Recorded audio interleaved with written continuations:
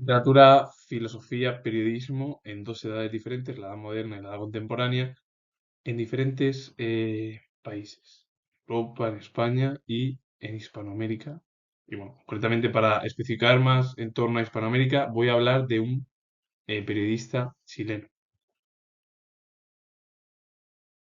Escritor español importante, desconocido, pero su huella es primordial para comprender en el ámbito en el cual vivió. Ricardo León y Román fue novelista y poeta español. Fue elegido miembro de la Real Academia Española en 1912. 3 años más tarde entró a formar parte de ella, donde ocupó el sillón B.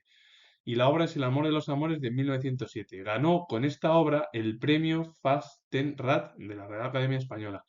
Escritor muy importante que, como sucede siempre en España, queda en el olvido y es verdad que su huella al final pues, es un recorrido prácticamente del siglo XIX y más concretamente 40 años del siglo pasado. Una historia de España pues, de las más sangrientas, la guerra civil y posteriormente una dictadura franquista 4 décadas. Antoine Agustín Cournot fue filósofo, matemático y economista francés, uno de los más importantes y conocidos en el país galo. Dio una formulación algebraica a las teorías de David Ricardo sobre el cambio en su tratado, en su obra.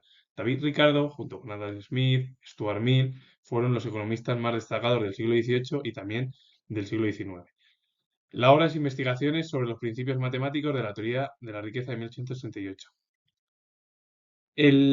Lo que habla el propio Cournot es de la oferta y la demanda y en torno a las competencias y los monopolios, es decir, cómo está estructurada la economía, pero él la explica a través del ámbito matemático y lo traslada al político, es decir, al final lo que te habla es de la oferta y la demanda, de las competencias que haya, es decir, los competidores, de los monopolios, duopolios, bueno, pues todo ello, es decir, bueno, se centró más o menos como economista aunque él fue matemático, en torno al final a la oferta, la demanda y las competencias y monopolios que existían en el mercado de la economía.